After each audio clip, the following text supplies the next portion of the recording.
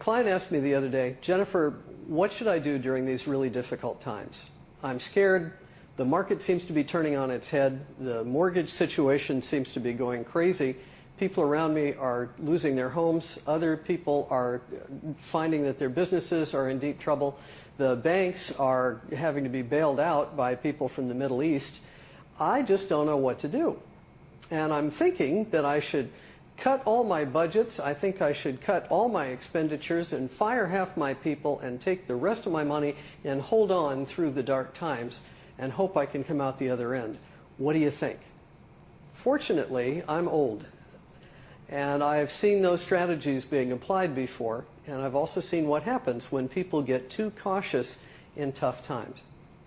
I'd like to take you through the choice. What are your options? I'd like to talk first about history, then talk about probably the two options in terms of how you can behave during tough times, and then finally talk about the implications and help you make what I think would be a rational choice about how to proceed. So let's talk first about history. I said I'm old, and when I was just finishing college in 1973, one of the first assignments I had in the agency where I worked was to explore historically what had happened during tough times and what strategies people used to work their way through difficult financial times. Turns out there were basically two strategies. Strategy one was to cut the budget, cut the expenditures, cut the advertising, fire as many of the people as possible and get down to a skeleton staff and try and hold on and hold out through the difficult times. And almost uniformly what we found, going back to the time of the Rothschilds and the terror, was that those people who hold on and hold out do seem to hold on and hold out. But when the bad times go away, those people and those companies are so weakened and so limited that they don't emerge strong. The other choice is a little bit more difficult, but that choice is to reach through the fear. Connect with your customers, connect with the marketplace, connect with everybody whose phone number you have, everyone whose email you have, everybody you can connect with, and get them to talk with you and see if there's a reason for you to continue to do business. You reach through the fear, you promote, you advertise, you market, you sell, you train, and you try and develop during bad times. What that means is that you may not develop as much as you might have during good times, but as the bad times begin to relent, there's every likelihood that you will have more clients, you'll have more business, and you'll have more interest and absolutely have more share of mind than other people in your competitive set because you've been staying with it. You've increased your expenditures rather than decreasing them. Probably the best example of this strategy was from the Baron de Rothschild, who said, buy when there's blood running in the streets. Now, it's a very frightening admonition because it means that somebody has to be watching everyone else panic. And that someone who's watching dispassionately as other people panic is the one who's willing to wade into the blood in the streets and take an understanding of what's likely to be the best course and then execute that course no matter what, no matter how frightening it might be. Now, if we were to talk about those two choices in greater detail, there's the hold on and hold out strategy. And basically what people tell me is that when they're attempting to put that strategy to work, they're saying, I'm going to cut my advertising budget, I'm going to cut my training budget, I'm going to cut my promotion budget, I'm going to try and reduce all my operating expenses in the office, and I'm going to try and limit the number of people I have working here. And that will take all of my expenses down to the bare minimum, and as a result, I'm going to be able to hold out. I'll have more resources and I'll be able to hold out over the long term. Well, what's the flip side of that strategy? What it means, I think, is that you will be doing most of the work. You'll probably be doing the work of 10 people. You'll have fewer people to assist you in doing it. You'll have fewer people knowing about your business because you're not advertising or marketing. And you'll have fewer people who know you're still in business because you're not reaching out to connect and communicate with the people you do business with right now. Net, you may still be in business, but no one will know. And so you will have reduced yourself to zero. When the good times come back again, you'll be starting from zero. You'll be able to start, but you may not be able to finish. Now, the other option is reach through the fear. Take a calculated risk and say, how much do I have in the way of resources? Where shall I spend it best? How could I buy while there's blood running in the streets? Well, you could maximize your advertising in one or two media instead of trying to spread it everywhere.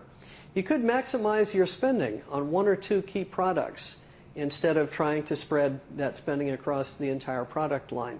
You could focus very carefully on targeted communication, reaching out to your best customers and doing whatever they need to make sure that they stay in business as well.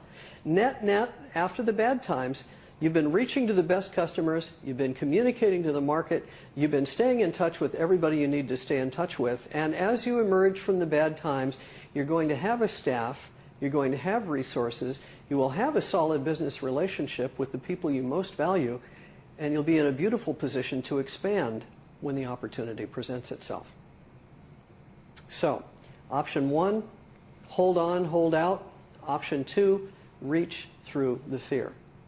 The truth is, it's hard to be rational when everyone around you is losing their heads. As a matter of fact, there's an old joke, I think. If you're able to keep your head when everyone around you is losing theirs, it's entirely possible you haven't grasped the situation.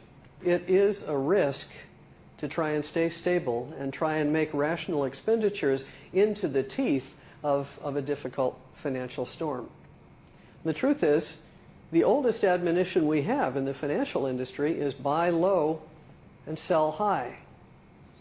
And this might be just one of those times where it's an opportunity to buy low and to wait to sell high. But the problem is that it's terrifying to try and make a decision like that when everyone else is selling and running for the doors. Well, again, if it were easy, everybody would have done it.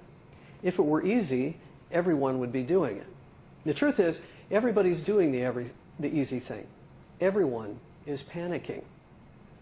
So you see now why there were only a few Baron de Rothschilds. You can see why there are very few people who are ultimately successful in difficult times. You can see why there are very few people who spend into a downturn and reach through the fear, because it's hard, it's terrifying, and it is absolutely counterintuitive to what every fiber in your being is telling you to do. And yet that would be the thing to do.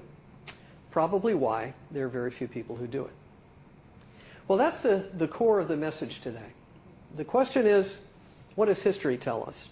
And history tells us that the people who have reached through the fear in the past have tended to be the individuals, the great houses and the companies who've emerged from panic in great situations. They're able to move forward well after the bad times have passed. The choices are quite simple: hold on, hold out, or reach through the fear. Hold on, hold out makes great sense to you in the immediate sense of the word, but it's likely to leave you exhausted and unable to compete when the bad times pass. Reaching through the fear, difficult as it is, gives you the option to be better at the other end. And finally, what are the realities? Well, if it were easy, everybody would be doing it. It's not easy. It's as hard as it gets. And yet, if you're able to do the hard thing and make the hard choices during this difficult time, you may indeed be one of those that emerges stronger, better, and faster when this is over.